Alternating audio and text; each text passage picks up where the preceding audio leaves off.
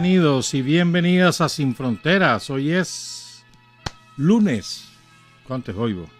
4 de julio de 2022, tan de parranda en algún lugar por ahí. Con Carlos José Hurtado y con Luis Enrique Guerrero, cuando son las 6 de la mañana con 29 minutos. Sin Fronteras, la revista con William Griggs Vivado. En la primerísima 91.7 y 105.3 FM.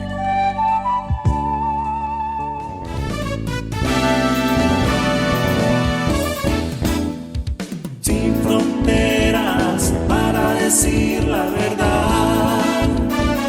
Sin fronteras, trabajar, avanzar, combatir, vencer. Sin fronteras.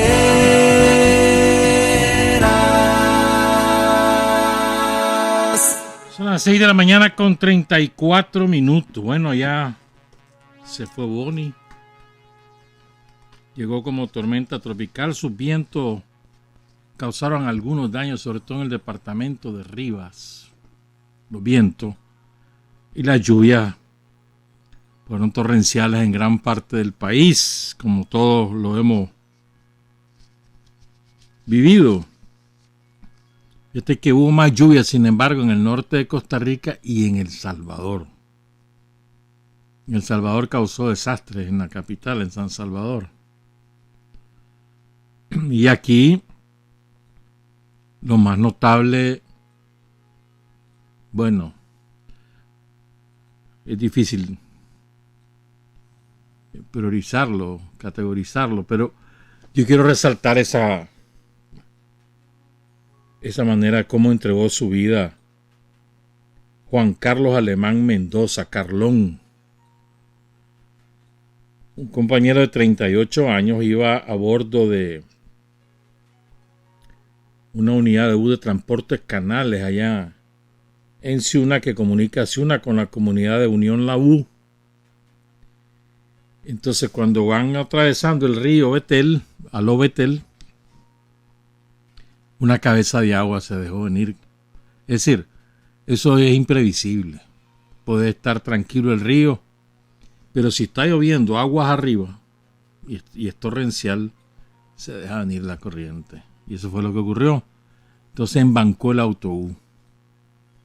Entonces este compañero ayudó a salir a los 15, 20 pasajeros que iban en el bus, pero después regresó para verificar si no quedaba nadie. Y ahí se lo llevó la corriente. Muy triste. Dio su vida por ayudar a los demás. Juan Carlos Alemán Mendoza, 38 años. Su cuerpo fue rescatado ayer por tropas del ejército del batallón Bozagua, que está ubicado en la zona. Y ayer mismo fue sepultado. Pero es una tragedia, pues. En total hasta ayer iban 6 fallecidos. Excepto este compañero, el resto, por lo menos 4 de los 6 fallecidos por imprudencia, por desafiar la naturaleza. Pero en las zonas previstas a tener afectaciones no ha habido ninguna tragedia de este tipo, pues. El Caribe Sur salió indemne. Ya a la mañana del sábado retornaron a sus respectivas comunidades todas las familias evacuadas por el ejército, por el gobierno. La fueron a dejar a todo el mundo, ¿verdad? En Rivas sí hubo bastante evacuado, sobre todo en la zona de Tola. Y las dos grandes focos de inundación son el Rama y Puerto Príncipe. En el Rama, ¿qué es lo que ocurre en el Rama? Las imágenes aéreas del Rama son muy parecidas a las que hubo cuando el huracán Juana y cuando el huracán Mitch. Muy parecidas.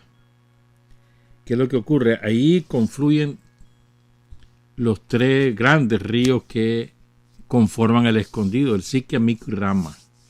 Los subsidiarios del Escondido, que es el que llega hasta Bluefield, el que lleva el que conduce todas las aguas hasta el Caribe. Normalmente ese río tiene 3, a veces hasta 4 metros cuando está un poco lleno. Y las casas están más o menos a 6 metros de altura. Cuando sobrepasa el río los 6 metros, ahí vienen los problemas. Al amanecer de ayer domingo estaba a más de 9 metros. 9.54, 9.34, si mal no recuerdo. Y lo que pasa es que, mira lo que es, la organización y la experiencia. Los rameños conocen su río y saben qué consecuencias hay. Entonces todo el mundo empezó a evacuar ya cuando el río ya iba por 4 y pico, ya en la tarde del sábado. Todo el mundo empezó a evacuar a casa de familiares, de vecinos, de amigos y algunos de los albergues que están habilitados ahí en el Rama. Son 29, ocuparon 13 y no totalmente, pero en 13 hubo gente refugiada. Hoy amaneció alguna familia refugiada en esos centros. Pero fíjate que el sábado estaba a 4 y pico. Sábado como a las 4 de la tarde y amaneció a 9. Rapidísimo, pero así mismo va bajando. Y ayer en la noche estaba a 8.38, creo que. 8.82. Ayer como a las 8 de la noche. O sea que ya debe estar ahorita probablemente menos de 7. Y va a ir buscando su nivel. No es que llueva mucho en el lugar, sino que es todo el agua que trae desde Celaya Central, pues. Incluso donde hubo también problema en Puerto Príncipe, esos ríos de Puerto Príncipe son subsidiarios del Escondido, bueno, del Sica, del Mico, del Escondido. Entonces es todo el agua que va buscando su salida al mar. Pero decía la experiencia, primero conocen sus ríos, segundo, tienen una excelente organización. Y saben qué hacer, ensayan y además tienen su memoria histórica, ¿no? Tienen autoridades que rápidamente se ponen a la cabeza, entre ellos Pedro Martínez, el secretario político del Frente Sandinista ahí en el Rama, y también la alcaldesa, ¿no?, que está ahorita de manera interina, la alcaldesa Rosa María, y al frente. Como orientó Daniel, ¿cuándo fue? El viernes fue que habló Daniel, sí. Como orientó Daniel, mano, sin descanso. Salvar vidas. Pero es impresionante la organización de la gente del Rama, impresionante. Y vas a ver y qué capacidad de resistir la que tienen, porque no es primera vez que les pasa. Y se recuperan rápidamente, de manera formidable. Es impresionante, es impresionante. O sea, sí, la pasan difícil, pierden cosas, hay dificultades en el transporte, pero en cuestión de 15 días, si no vuelve a ocurrir otra llena del río, y el Rama se normaliza. Es impresionante. Es el carácter del pueblo nicaragüense y en especial en este caso del Rama, del pueblo del Rama, ¿verdad? Hay más o menos, hay 16 puntos críticos, 9 barrios fueron directamente afectados, 122 familias son las que tuvieron que evacuar a centros, a refugios, y más o menos unas 2.000 se autoevacuaron. Esto pasó en el Rama. Pero las fotos de ayer ven impresionantes. Yo te aseguro que hoy va el dron de nuevo ahí al Rama y que Madonama es diferente. Porque es muy rápido que se escurre el agua, muy rápido. Y la gente, ahí nomasito, se pone a trabajar. No se pone a llorar, sino que a trabajar. Algo parecido pasa en Puerto Príncipe, que es una comunidad muy grande del municipio de Nueva Guinea. ahí pasa un río, Caño Chiquito, creo que le dicen, y ya tienen experiencia. Entonces ahí la mayor parte, si no todas las viviendas que están en Puerto Príncipe son de 2 pisos. Entonces la gente sabe cuando ha llovido mucho o cuando ya ven que va llenando el río, entonces sacan lo que tienen abajo, lo pasan al segundo piso y todo el mundo se va al segundo piso. Y parte sin novedad, ¿no? Y lo mismo, una excelente organización. Ahí está el político de Guinea, José Luis Solórzano, ¿verdad? Pero ahí fueron solo 65 viviendas las afectadas en una comunidad tan grande, pues. Esos son los 2 focos de mayor afectaciones, no los únicos, porque en Rivas hubo bastante daño en la parte costera, porque ahí van a caer pequeños ríos, pero potentes, se ponen con la lluvia. El Gil González, el Nancimí, etcétera, pues. Pero bueno, con todo y todo, hermano, no nos fue tan mal, bo. Lo que pasa es que esta semana está previsto que siga lloviendo y lloviendo fuerte.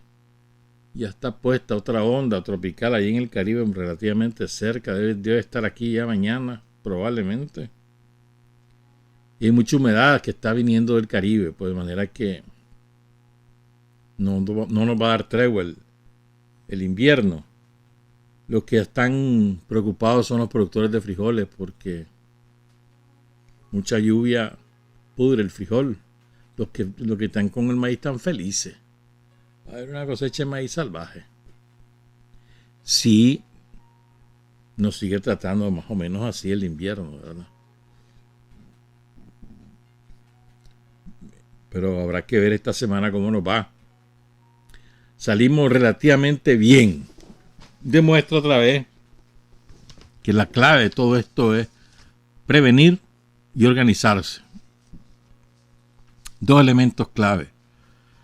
Y el SINAPRED ha hecho un excelente trabajo, sobre todo en esos territorios que son tan vulnerables a este tipo de fenómenos. Ahí ha hecho un excelente trabajo. Y al nivel de las pequeñas comunidades, ahí todos lados está organizado. Y esta semana hay un ejercicio, creo que es este jueves, el segundo ejercicio del año, precisamente para practicar frente a este tipo de amenaza. A ver cómo nos va pues esta semana. Vamos a hablar ahora de cosas, algo de... Hay descuento después. Pero quiero referir, ayer ya fue oficialmente declarada libre la República Popular de Luhansk, con la cual Nicaragua tiene relaciones diplomáticas. Nicaragua reconoció la independencia de la República Popular de Luhansk y la República Popular de Donetsk el año pasado, que fue cuando la proclamaron. Perdón, el año pasado, hace 8 años que fue cuando la proclamaron. Y ayer, después de liberar la ciudad de Lysychansk y varias aldeas, varios pueblos pequeños que están en alrededor de esta ciudad, y cuando fue liberada de las tropas nazis, ya fue oficialmente declarada toda la república, todo el territorio de la república, sin presencia de los ucranazis. Ya hoy oficialmente le fue informado al presidente Vladimir Putin por el ministro de Defensa Sergei Shoigu. Ahí se hizo una serie de disposiciones de entregar títulos de héroe, condecorar a 2 generales y a otros jefes de tropas, y nos manda a descanso a los que estuvieron ahí. Van a ser repuestos por otros. Ahora van con Donetsk, que habrá que ver. Ahí hay fortificaciones de los ucranazis importantes, y falta más o menos el 40% de la república para expulsar a los ucranazis. Pero esto es importante, pues una victoria muy importante, y tiene motivos para celebrar el pueblo de Luhansk tan sufrido, ¿no? Estaba viendo imágenes de la ciudad de Mariupol, ¿verdad? Donde tuvo aquel incidente que duró como 2 semanas de los nazis refugiados en una acería. ¿Se acuerdan, verdad? esa ciudad casi quedó, no quiero exagerar, 80% de la ciudad quedó destruida. Mira, hermano, hay una actividad de la construcción enorme, intensísima, por todos lados. Están demoliendo y construyendo nuevos edificios. Va a ser rápido eso. Va a ser rápida la reconstrucción. Es muy importante, es un puerto además. Un puerto sumamente importante, estratégica y económicamente hablando. Bueno, pero es que yo quería unir eso, porque es que le han dando vuelta que me parece que no hay ¿cómo te dijera yo? Que no hemos calibrado de manera proporcional a la importancia mundial lo que está ocurriendo, la ofensiva de Rusia por defender su independencia y la integridad de su territorio. Y en este sentido creo que es similar en la envergadura, en la trascendencia, a lo que hizo el Ejército Rojo de la Unión Soviética para liberarnos de Hitler. Y que era un proyecto del imperialismo mundial. Es similar porque lo que estaba previsto de parte de los imperialismos europeos y yanqui era destruir Rusia, comunidad territorial, comunidad estatal, y por lo tanto poner en riesgo la paz mundial, porque Rusia no se iba a quedar con brazos cruzados y tiene un arsenal nuclear de particular relevancia. Incluso ahorita ya hay analistas que sitúan a Rusia como la primera potencia nuclear, ¿verdad? Lo que pasa es que la aviación norteamericana y la marina norteamericana es la más potente aún. Pero bueno, entonces estamos hablando de que la operación militar especial que lanza el presidente Vladimir Putin el 24 de febrero de este año no solamente le permite a Rusia impedir un ataque de grandes proporciones contra su territorio, sino además salvar a la humanidad de una guerra nuclear. Y creo que esta es la parte que no terminamos de asumir. A mí me parece que es de una importancia capital. Entonces estaba recordando cómo ha sido toda la lucha de la Unión Soviética, hoy de Rusia, contra el fascismo a lo largo de los últimos 80 años. En el año 1975, cuando se cumplieron 30 años de la liberación de Alemania a manos del Ejército Rojo,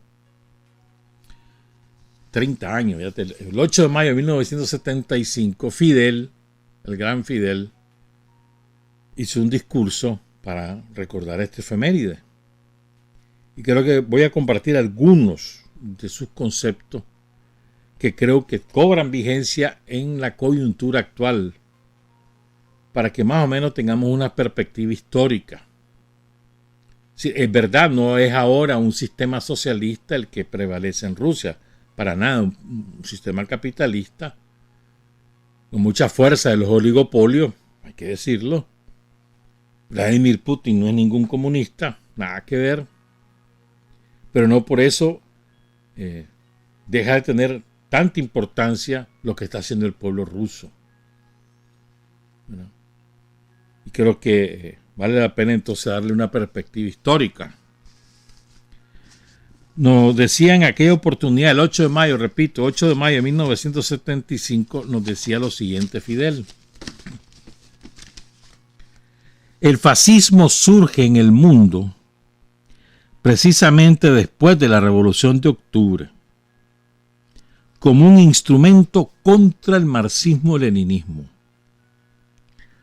Fueron los países capitalistas y los países imperialistas los que crearon las condiciones para el surgimiento del fascismo en el mundo. Y toda la campaña de los fascistas desde que surgieron en Europa, se encaminaba hacia el anticomunismo, hacia el exterminio de los comunistas y hacia la destrucción de la Unión Soviética. Con frecuencia olvidamos estas cosas, ¿verdad? O sea, que el fascismo no es un fenómeno aislado, no es una anormalidad del capitalismo, no, es esencia del capitalismo, es un proyecto del capitalismo y nunca fue aniquilado, fue derrotado pero no aniquilado.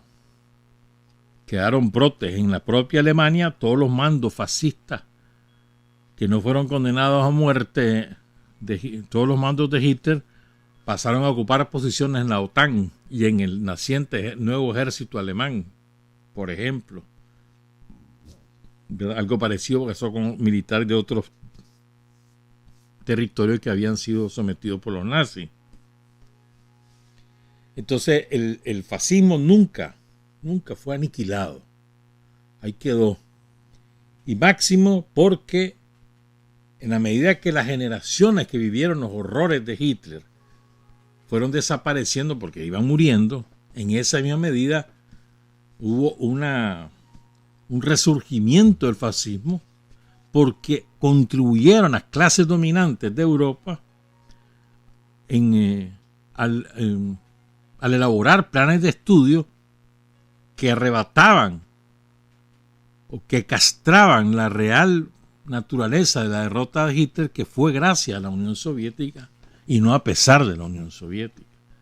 Y colocaban como protagonistas, como grandes protagonistas de esa derrota sobre Hitler a los británicos, a los yanquis y a otros ejércitos, cuando en realidad fue el ejército rojo el que llevó el mayor peso en esa ofensiva. Y reelaboraron la historia. Y empezaron el resurgir de todas las juventudes hitlerianas, ahí en Alemania, en Francia, en otro lado. Hicieron una pantomima que están prohibidos y por debajo las toleraban. Y ahora están los nietos de los nazis de Hitler, están ahora mandando en Alemania y en Canadá y en otros países. ¿No? Pero es muy importante recordar que el fascismo, Hitler, no es un fenómeno aislado, es un producto neto y nato del imperialismo británico y norteamericano. No se nos olvide. Y su objetivo, desde que nació, y esto ocurre así, ¿ves? Lenin triunfa con el partido bolchevique en 1917. La primera tarea de Lenin fue buscar la paz, terminar la Primera Guerra Mundial. Una vez que eso concluye, le meten la contrarrevolución. Le duró 4 años. Sangrienta, los guardias blancos famosos. Termina cuando ya los británicos se dan cuenta que no van a poder derrocar a Lenin, entonces inician el proyecto fascista. Y lo inician en Alemania, que no es casual tampoco. Siempre le ha temido, los británicos siempre han temido una unión, una eventual unidad, no unidad, pues alianza entre entonces la Unión Soviética, hoy Rusia, y Alemania, siempre, y han tratado siempre de impedir por todos los medios que eso ocurra. Entonces surge el fenómeno de Hitler como un proyecto elaborado por el Imperio Británico, que en aquel momento era el dominante. Los gringos estaban emergiendo, pero el imperio dominante era Gran Bretaña. El imperio más grande que ha existido en la humanidad en términos de territorio. El Imperio Británico. Sigamos, pues. Entonces, recuerda, Fidel, una vez derrotada la primera intervención contra la Revolución de Octubre, esa que te contaba, la contrarrevolución, comenzó a surgir con fuerza esta nefasta corriente política en Europa.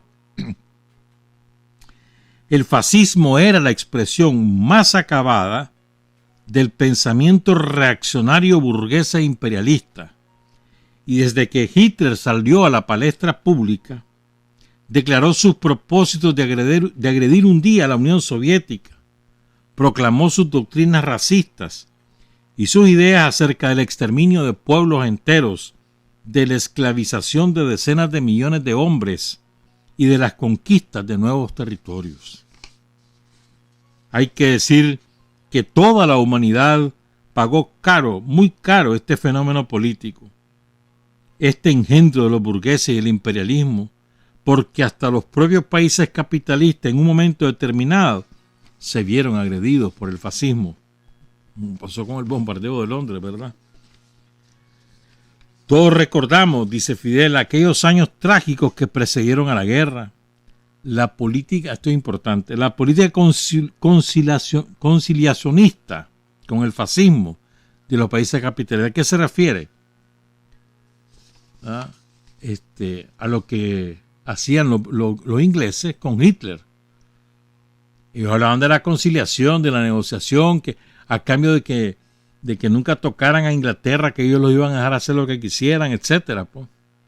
Pero al mismo tiempo los hincaban para el este, anda, metete al este, no vengas para este lado, para el este. Incluso se unieron hasta le hicieron alianza con Mussolini para eso, los ingleses. Y luego cuando, mira lo que es la vida, ya lo conté una vez, pero lo quiero recordar. Polonia y Bulgaria destrozan Checoslovaquia y se adueñan de su territorio. Y las reservas de oro se las roba Gran Bretaña. Que lo recuerda Fidel.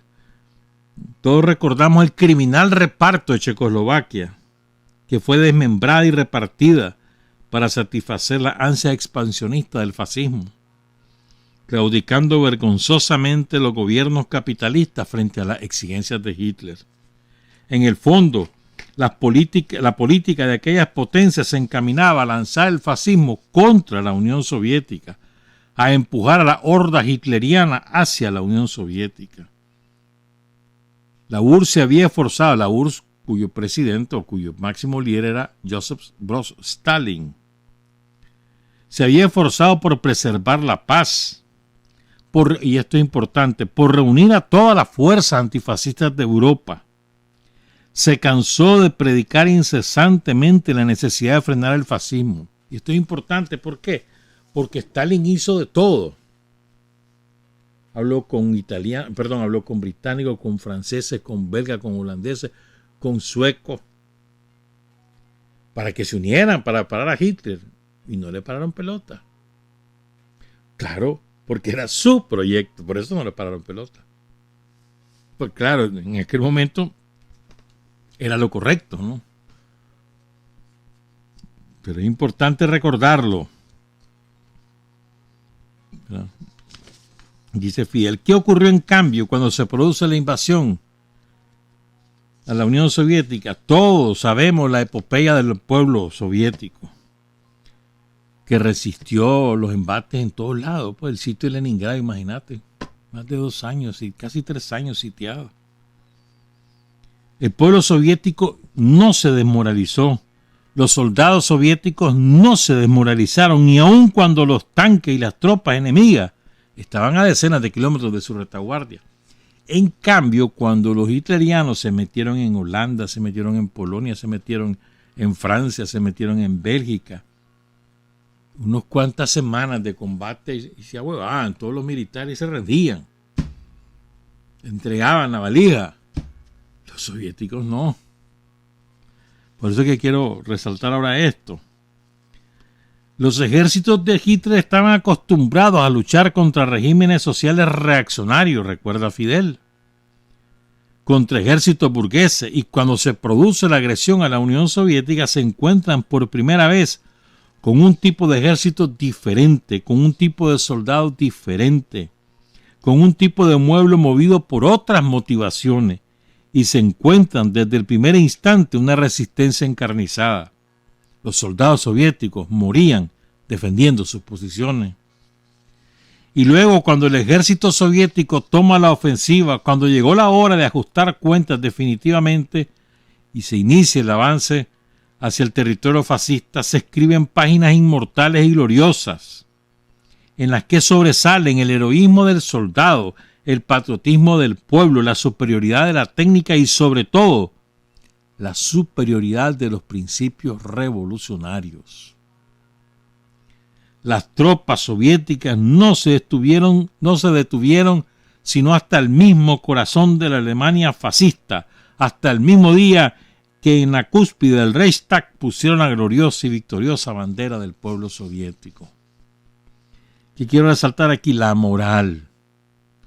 La moral es la fuerza más importante de cualquier ejército, más que la técnica. Vos podés tener la mejor técnica, pero si tenés soldados que se acobardan, soldados que no le tienen amor a su patria, que no le tienen amor a la causa, de nada te sirve tener toda esa técnica, que es lo que le está pasando a los ucranianos ahorita. Tienen un montón de técnicas de la OTAN, pero están peleando a la fuerza. Entonces, rápidamente se rinden o no saben enfrentar desde el punto de vista militar a las tropas rusas. La moral, los principios. Eso es la principal inspiración de un ejército. No es el entrenamiento, no es la técnica. Claro, sin esas dos cosas tampoco, ¿verdad? Pero sin principios de nada te sirve estar bien entrenado y tener una excelente técnica si no tienes moral. ¿Cómo pudo, dice Fidel, pregunta Fidel, cómo pudo el pueblo soviético reaccionar, recuperarse de los golpes iniciales? En los golpes iniciales Hitler mata a 5 millones de soldados. En los primeros meses de la guerra, 5 millones. Y hay que recordar que la maquinaria de Hitler era la más grande de la humanidad en aquel momento, financiada por la Mercedes-Benz, la Volkswagen, la no sé quién, todos ellos unidos ahí. ¿Cómo pudo reaccionar el pueblo soviético? ¿Cómo pudo aquel pueblo, en medio de aquel ataque, a pesar de la profundidad del avance de las tropas enemigas, a pesar de las enormes pérdidas materiales y humanas, recuperarse? Porque si grande fue la proeza de los soldados, extraordinariamente grande fue la proeza de todo el pueblo. Ello se explica en primer lugar por la presencia de un partido aguerrido, el partido de Lenin, el Partido Comunista de la Unión Soviética, organizador de la revolución, de la construcción del pueblo y de las Fuerzas Armadas, de la defensa de la patria socialista. Durante muchos años se trató de disminuir el rol extraordinario que había tenido la Unión Soviética en la victoria contra el fascismo. En Occidente se escribían muchos libros, muchas historias. Se escribía sobre muchas batallas, exaltando su propia participación en la guerra. Incluso en Occidente se escribió mucho sobre las supuestas proezas militares de los propios generales fascistas.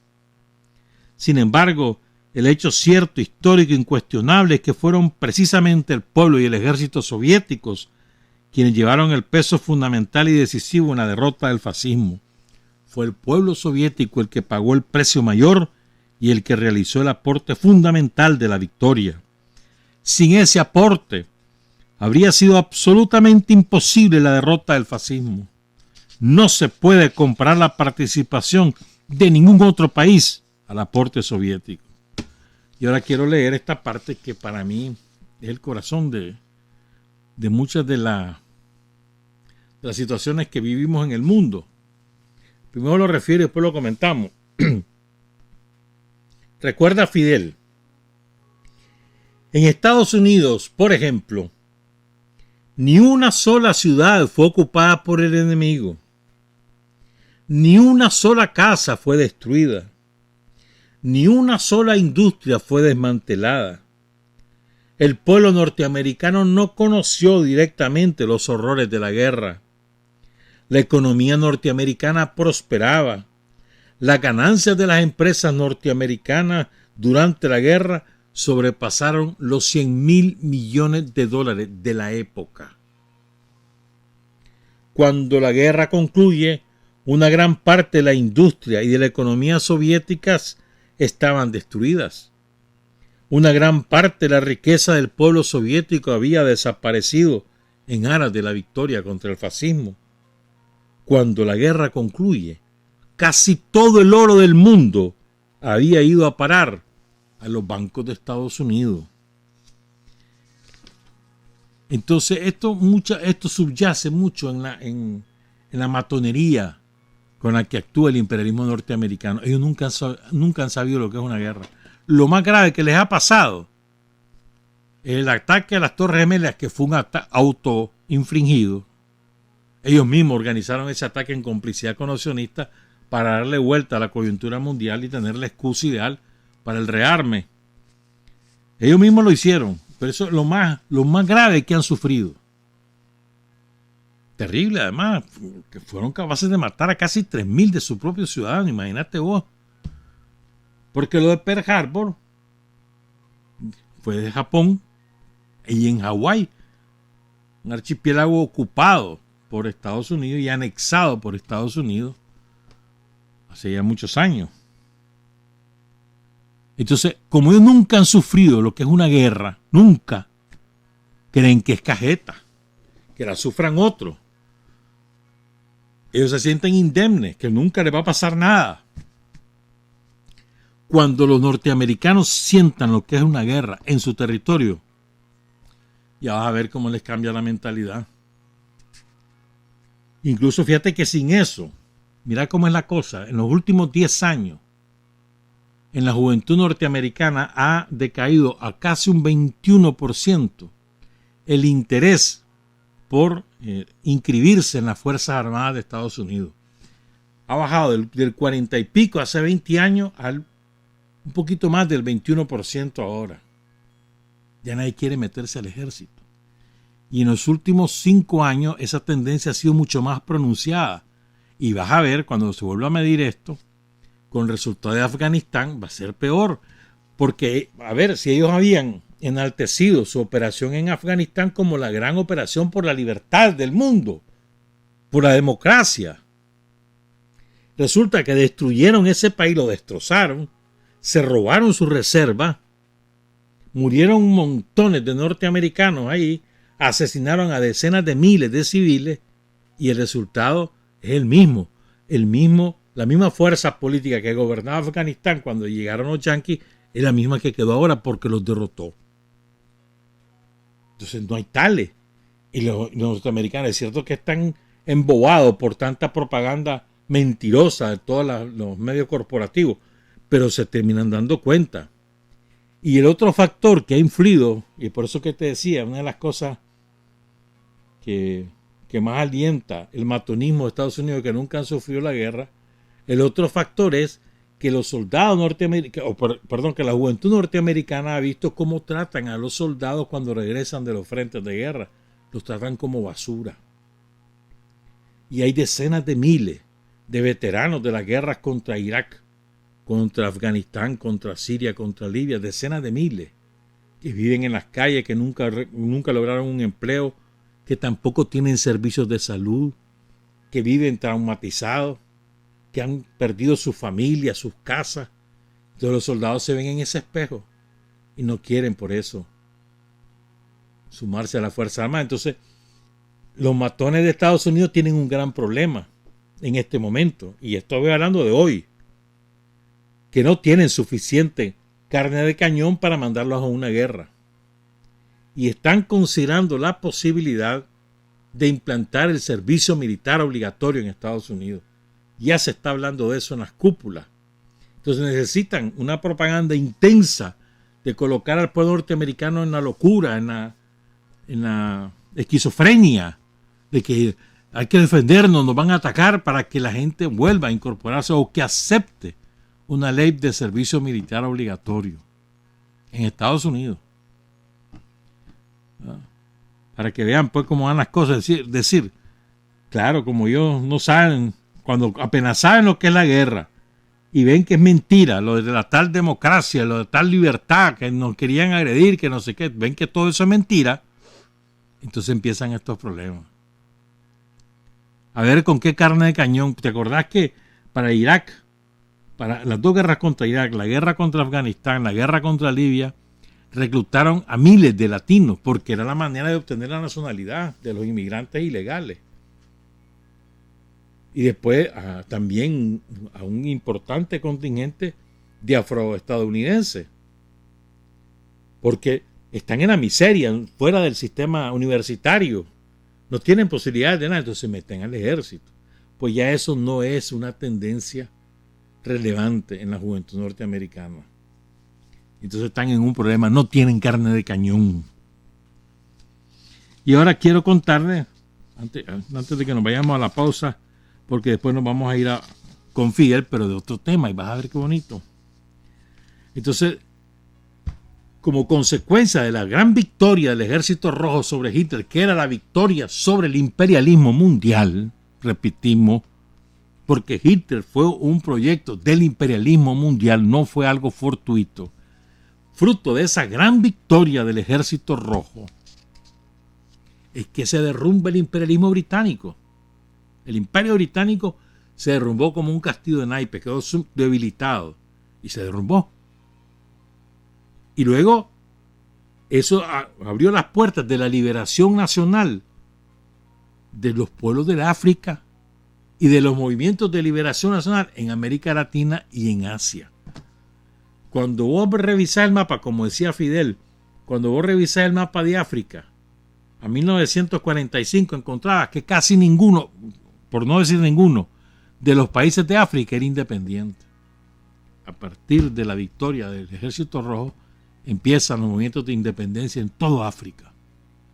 Lo mismo ocurrió en Asia. Es más, si la Unión Soviética terminó pariendo la Revolución China, la Revolución Vietnamita, por ejemplo. Entonces es muy importante recordar estas dos cosas, ¿no?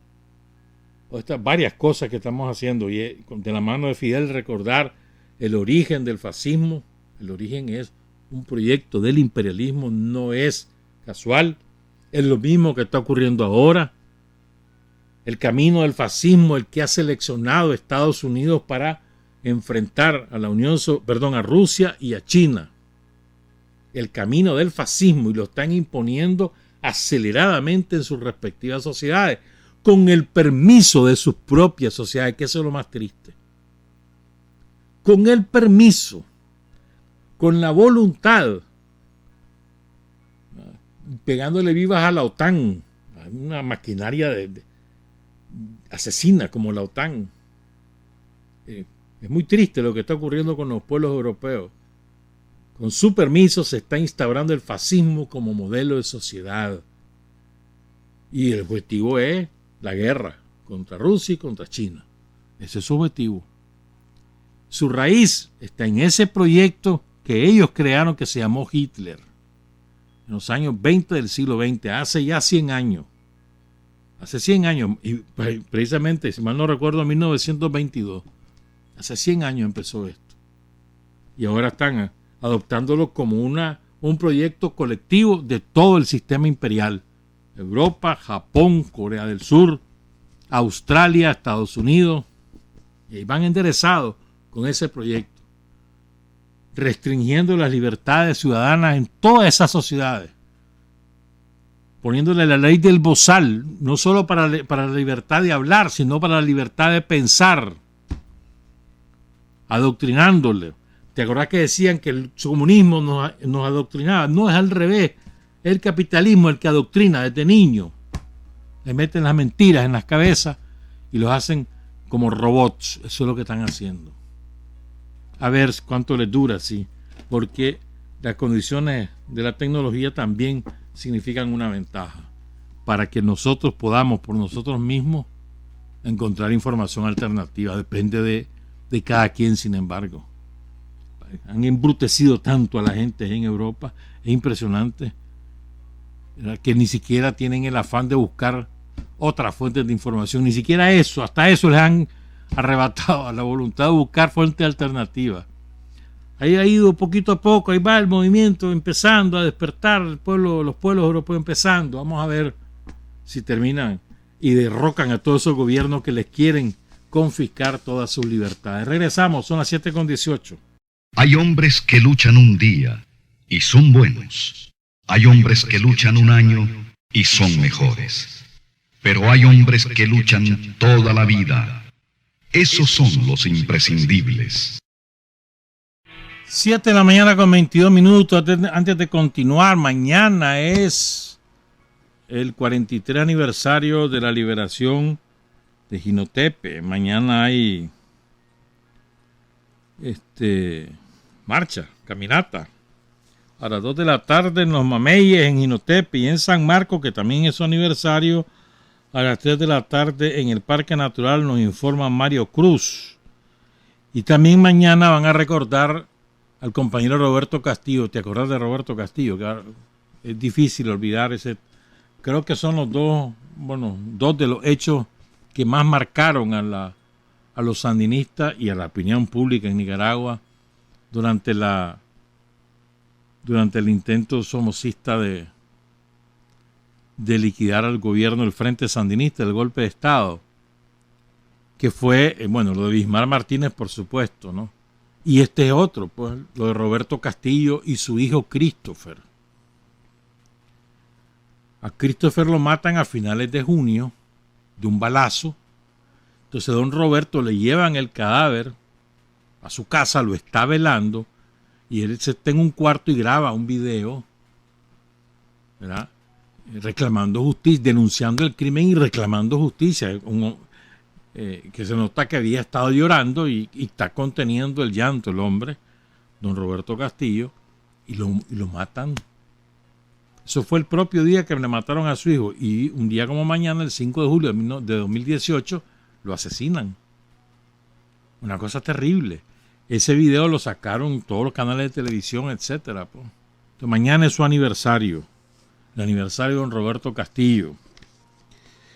Entonces, regresando, solo termino con esta parte para después irnos a otro aspecto. Siempre con Fidel. Y después vamos a ver si cerramos con Carlos Fonseca. Fíjense, buscarle arista, característica del fascismo que continúan vivas. La superioridad racial. Los blancos que constituyen la mayoría de las élites, la raza blanca.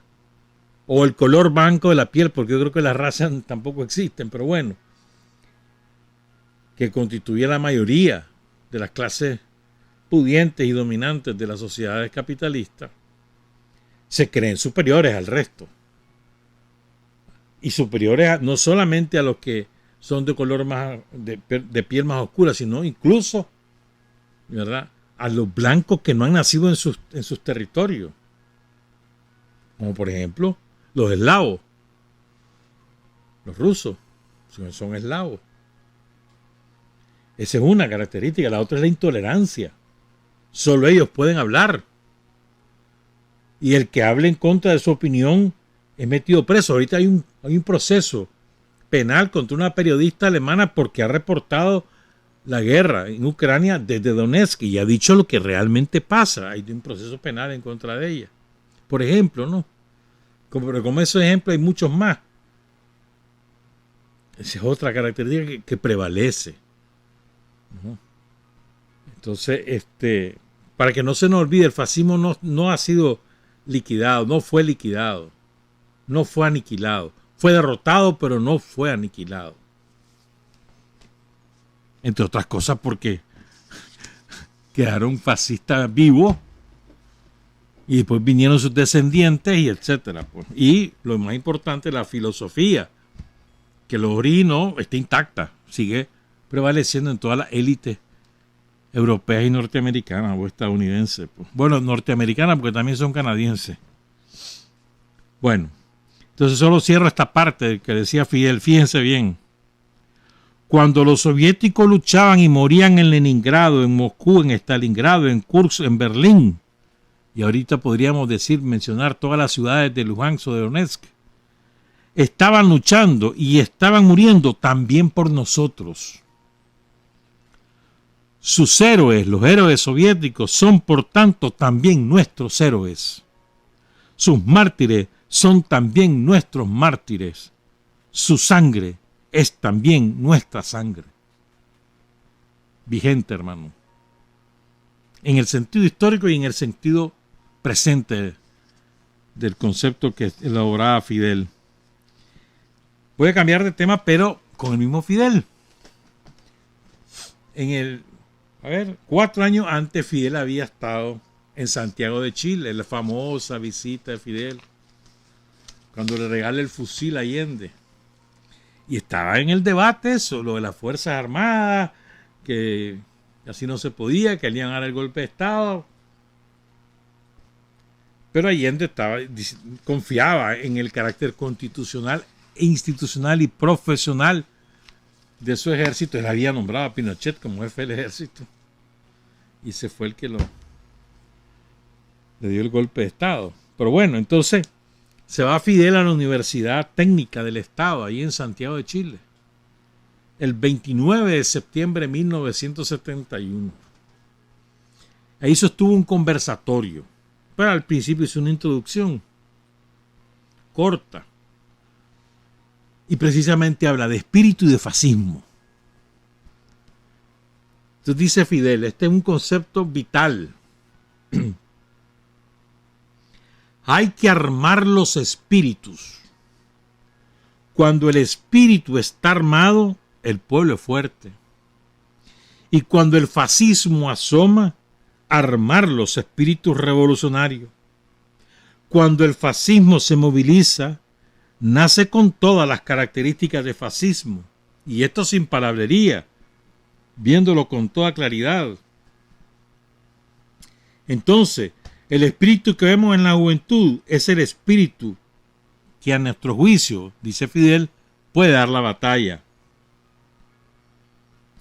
Ese espíritu de las masas es lo que puede contener la ofensiva fascista que asoma a sus orejas. Se los estaba advirtiendo, pero...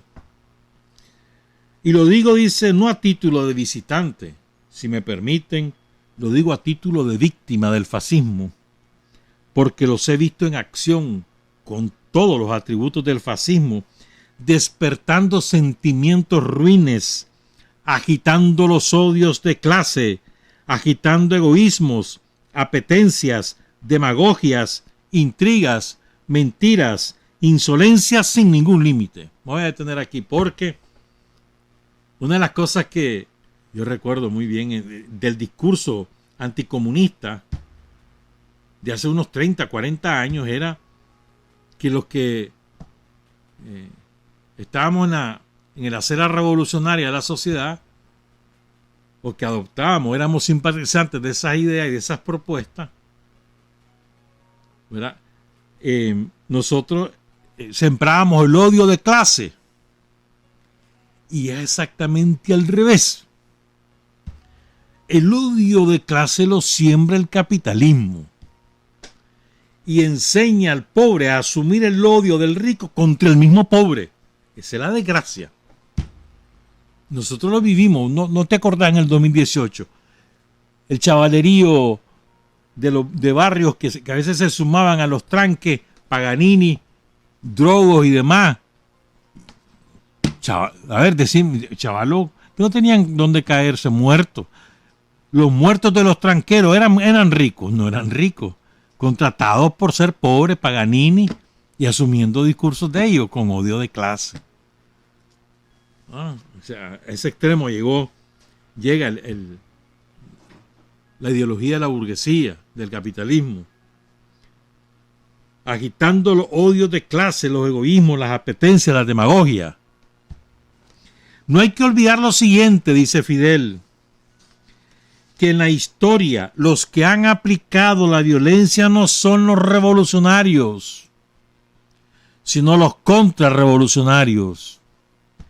Que el estado histórico de clase ha sido un estado de violencia y de represión. Y que no son los revolucionarios los que buscan la violencia. El movimiento popular se ha ceñido a sus leyes, a esos principios, a esas instituciones. Pero si buscamos la experiencia histórica, no tenemos ninguna seguridad de que los reaccionarios, los fascistas, no vayan a acudir a la violencia. Si la burguesía se limpia con las leyes que ellos mismos han promulgado cuando se trata de impedir que los pueblos asuman el poder. Se limpia. la retuerce, hace lo que le da la gana. ¿Quieren un ejemplo que nos ha pasado a nosotros? 96. Se robaron las elecciones con el padrinazgo de toda la burguesía mundial. Y retorcieron las leyes. ¿Quieren otro ejemplo? Empezaron a operar los bancos en Nicaragua sin haber reformado la Constitución y la Constitución nos prohibía. ¿Quieren otro ejemplo? Comenzaron a vender todos los activos del Estado a pesar de que la Constitución nos prohibía. Y entonces, cuando las leyes si les estorban, o las anulan, o las derogan, o simplemente no las cumplen. Me gusta mucho esta frase de Fidel. El odio y la desesperación conducen a los reaccionarios al homicidio del revolucionario. Esto es una verdad monumental. El odio y la desesperación conducen a los reaccionarios al homicidio del revolucionario. El odio y la desesperación condujeron a los tranqueros a asesinar a Roberto Castillo y a su hijo Christopher Castillo.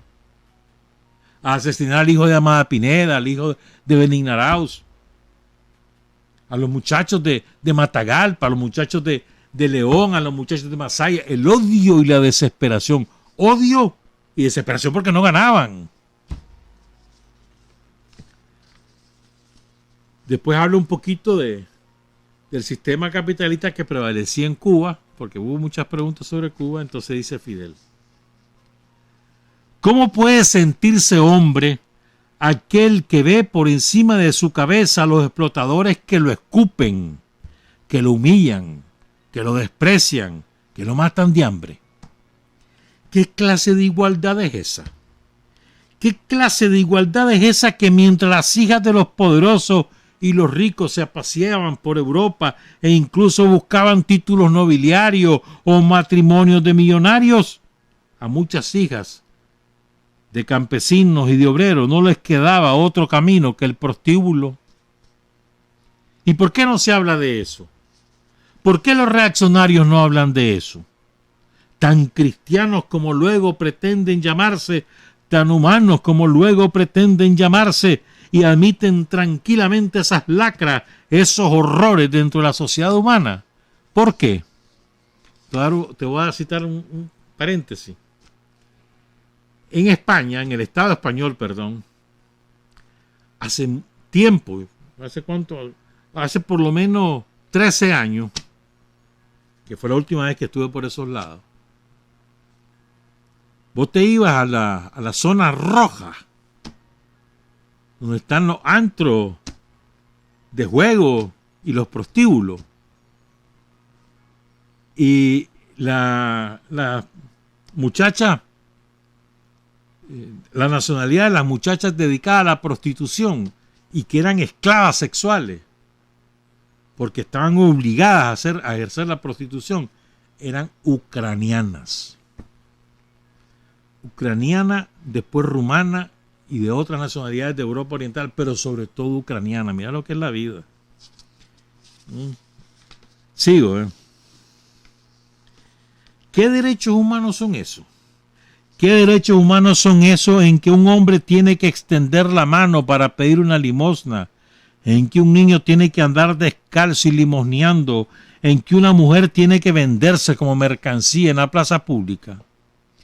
¿Qué derechos humanos son esos de un Estado y de una sociedad que no trabaja por el hombre y sus necesidades, sino por las ganancias de los intereses privados? ¿Qué derechos humanos y qué Estado y qué libertad es esa en que los ricos y los poderosos envuelven todos los recursos naturales y humanos no para un fin social, sino para sus intereses egoístas?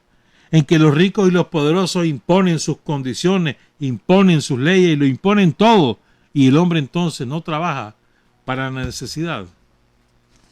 ¿Qué sociedad es esa que crea necesidades ficticias, que despierta en los hombres ansias de consumo que no puede satisfacer?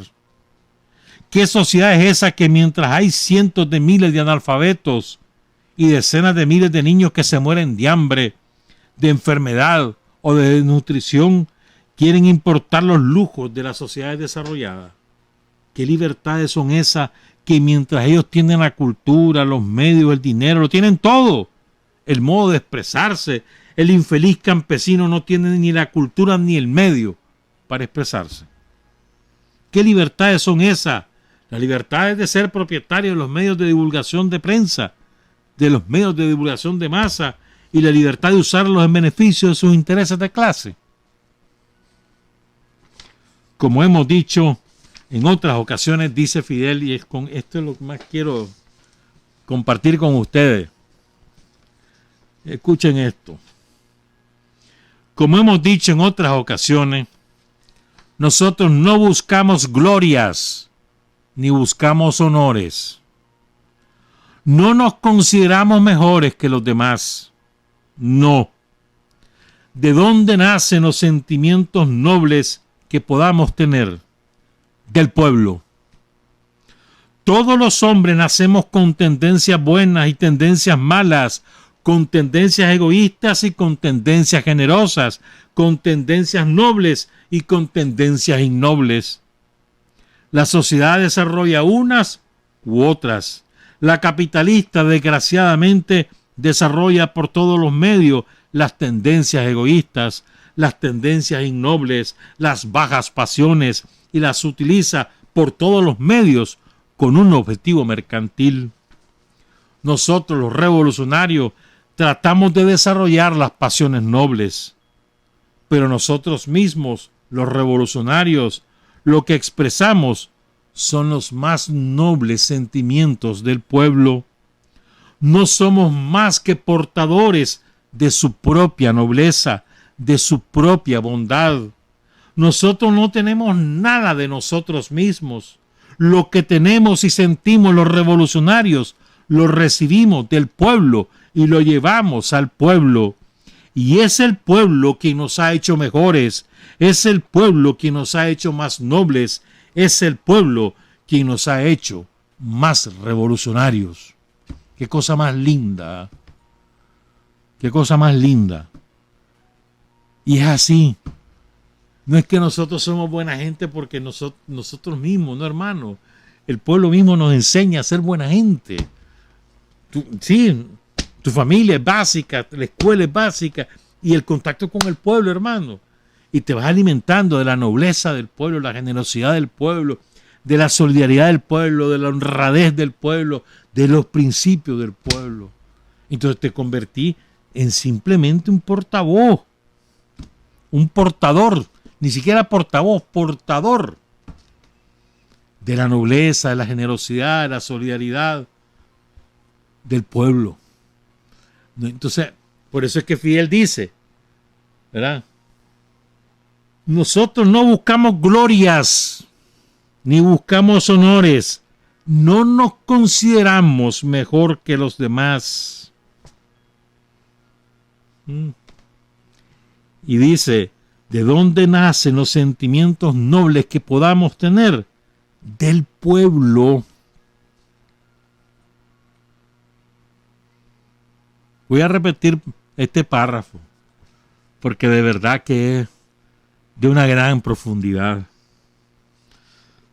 Nosotros los revolucionarios tratamos de desarrollar las pasiones nobles, pero nosotros mismos, los revolucionarios, los que expresamos son los más nobles sentimientos del pueblo. No somos más que portadores de su propia nobleza, de su propia bondad. Nosotros no tenemos nada de nosotros mismos. Lo que tenemos y sentimos los revolucionarios lo recibimos del pueblo y lo llevamos al pueblo. Y es el pueblo quien nos ha hecho mejores. Es el pueblo quien nos ha hecho más nobles. Es el pueblo quien nos ha hecho más revolucionarios. Que nunca se nos olviden estas cosas, compañeros. Así como todo lo que bueno que ocurre aquí, todas estas cosas. A ver, por ejemplo, lo que pasó ayer y antier con la lluvia.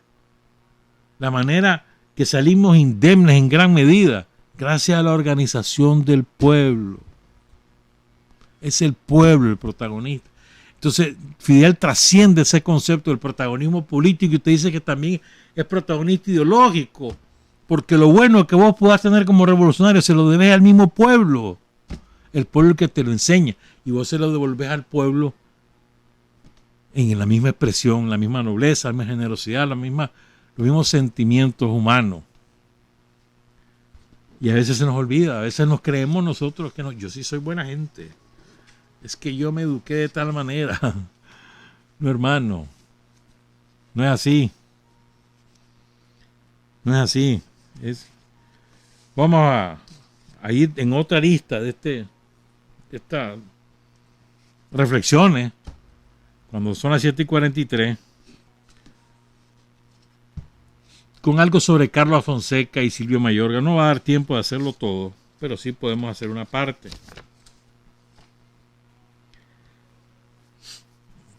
Hay una frase de Carlos Fonseca y de Silvio, porque los dos elaboraron ese famoso documento en 1960.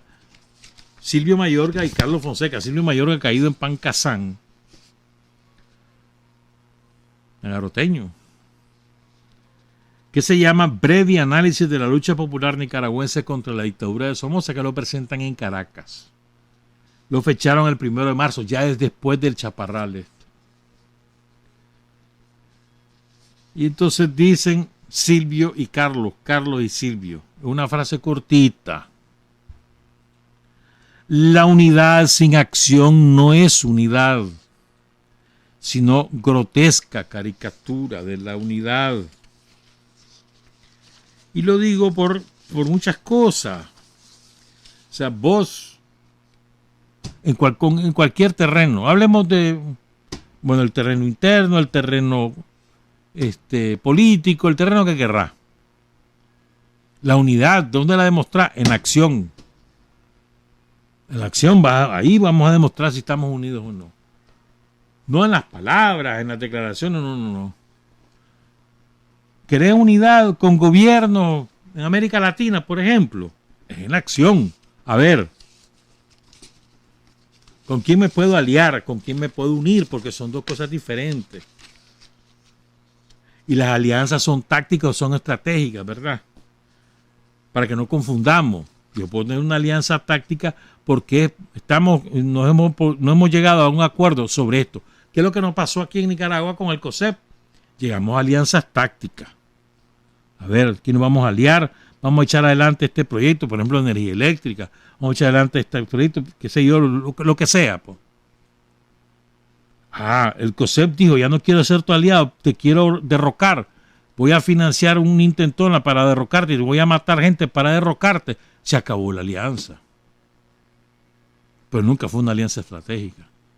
La alianza estratégica del Frente Sandinista con los sectores empobrecidos y explotados, tradicional históricamente. Esa es tu alianza estratégica. Que además es la esencia misma del sandinismo, ni siquiera es alianza. Es la alianza entre los sectores empobrecidos, entre los sectores explotados, para formar y dirigir y conducir el Frente Sandinista. Entonces los obreros y campesinos, los explotados, los trabajadores por cuenta propia, los artesanos, todos ellos deciden aliarse con otros sectores a través del Frente Sandinista, que es su instrumento político. Usted va al terreno internacional, vos te vas a aliar sobre la base de cosas concretas. Tenemos una alianza estratégica, Venezuela y Cuba en América Latina. No te puedes perder. Tenemos objetivos estratégicos comunes. Para comenzar, antiimperialista. Y después, la construcción de una sociedad socialista de acuerdo a las propias circunstancias, a las propias realidades, en sus propias condiciones, sin andar imponiendo modelos. Y después poder tener alianzas con otro gobierno, alianzas que no van a ser estratégicas. Por ejemplo, tenemos de común un ejemplo, ¿no? La lucha contra el cambio climático. Nos vamos a juntar con fulano, sutano, hagamos un proyecto común y acciones comunes. Dale, pues. Pero difícilmente yo puedo hacer una alianza estratégica con alguien que tiene el imperialismo norteamericano como uno de sus tutores, de sus padrinos. Por ejemplo, ¿qué voy a ir a hacer yo con Boric? ¿Qué voy a hacer yo con Boric? ¿Qué voy a hacer yo con quién más? Con el de Ecuador. ¿Qué voy a hacer yo con él? No tengo nada que hacer. Con el de Uruguay. Con el de Paraguay. Nada. Difícilmente puedo trascender de este tipo de acción. A ver, cambio climático, a ver si estamos de acuerdo, vamos a hacer este plan, pero más allá de eso, ¿qué puedo hacer? Cambio climático, declaraciones generales de la pobreza, porque para ellos la pobreza es pobrecito, es resolverlo con la caridad, para nosotros es estructural. Y atacamos las causas de fondo. Y así pues. Entonces, como, por ejemplo, en Centroamérica, ¿qué alianzas puedo yo tener en Centroamérica? Hombre, sobre la base de la acción, te voy a dar un ejemplo, pues. Un ejemplo, ¿no? Yo podría tener alianzas con los ticos para desarrollar el turismo en el río San Juan de manera conjunta. Lo que propuso Daniel hace como 12 años. Estaba la Chinchilla, iba a subir la Chinchilla. Y Daniel se lo propuso, no quisieron. Pero eso es una alianza. Vamos a hacer este desarrollo aquí. Vos podés hacer una alianza con Costa Rica y con Honduras para el freno del narcotráfico. Sí, hombre. Pero más allá, difícilmente. Difícilmente, porque, entre otras cosas, no tienen una acción política antiimperialista. No la tienen. Y para nosotros, el antiimperialismo es esencial para avanzar en una alianza. Es esencial. Pero más aún, te voy a poner el cierre de esto. Para poder tener cualquier tipo de alianza, estate claro en esto, sea táctica, sea del momento, sea de una acción concreta, cualquiera, mucho más la estrategia, pero bueno, solo nos vamos a poner de acuerdo voy a inventar, en que vamos a pintar el cielo de amarillo, en vez de que sea azul, dale, pues nos vamos a poner de acuerdo. Para poder hacer eso, el requisito indispensable, y es requisito previo, por lo tanto, si es requisito es de previo, es el respeto. Si no me respetan mi independencia, mi autodeterminación, mi soberanía, si no me respetan, no tengo por qué hacer ningún tipo de alianza. Lo primero es el respeto. Con cualquiera, te llamé Estados Unidos, te llamé Francia, te llamé Rusia, te llamé Irán, te llamé Venezuela, te llamé Cuba, te llamé Honduras, te llamé Costa Rica, te llamé El Salvador, con cualquiera. Respeto. Pero si vos no me respetás, ¿qué tipo de acciones voy a hacer con vos si no me respetás? En Centroamérica tenemos 1000 cosas que podemos hacer juntos. 1000 cosas. Por ejemplo, ahí está lo del Golfo de Fonseca. Desde la época de Sandino lo planteó lo del Golfo de Fonseca.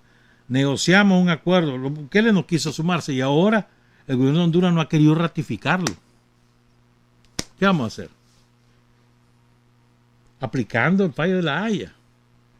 Y así pues te puedo seguir citando ejemplos. Cualquier alianza, cualquier acción conjunta con cualquier gobierno parte del respeto a la independencia, a la autodeterminación y a la soberanía del pueblo de Nicaragua. Es el punto de partida. Después de eso, no nos importa que no sea antiimperialista, no, podemos hablar con vos de otras cosas que no implican el antiimperialismo, pero me les tenés que respetar, eso es irrenunciable. Eso es sí o sí. No me respetás, yo no hablo con vos. Ya está. Y hablar y respetarme es, mis decisiones son mías, vos no tenés por qué meterte. Yo veré qué hago y cómo, lo que hago y lo que dejo de hacer, ese es problema mío, no es tuyo. No te metas. Te llamé Estados Unidos, te llamé México, te llamé Bolivia, te llamé Colombia, te llamé República Dominicana, te llamé Guatemala, te llamé Costa Rica, te llamé Honduras, no importa cómo te llamé. No te metas en mis decisiones. Requisito para cualquier acción colectiva. Y a propósito de eso, algo que decía Sandino, en la recopilación que hizo Carlos Fonseca sobre todo el pensamiento de Sandino, Él extrajo este acápite, dignidad. Yo no estoy dispuesto a entregar mis armas porque es preferible hacerme morir como rebelde al fuego y no vivir como esclavo. No importa que se me venga el mundo encima, cumpliré con un deber sagrado. Por todo lo dicho, protestaré por mi propia cuenta, si es que no hay quien me secunde. El vínculo de nacionalidad me da derecho a asumir la responsabilidad de mis actos en las cuestiones de Nicaragua y por ende de la América Central y de todo el continente por el bárbaro invasor. Cuando un gobierno no corresponde a las aspiraciones de sus connacionales, estos que le dieron el poder tienen el derecho de hacerse representar por hombres viriles y con ideas de efectiva democracia y no por mandones inútiles, faltos de valor moral y de patriotismo que avergüenzan el orgullo de una raza. Hasta ahora no ha habido persona alguna que se haya atrevido a hacerme proposiciones para claudicar. Pero si alguna vez alguien lo hiciera, le abofetearía el rostro, pues no me considero un negociante con mi misma patria. ¿Estamos claros? Porque hay quienes se tientan, ¿verdad? Hombre, a ver cuánto, pues, para obligar a los sandinistas, a Daniel, cuánto, nunca lo han hecho. Pero como dice Sandino, el día que lo hagan, tu cachetada va de regreso. Porque esa es dignidad.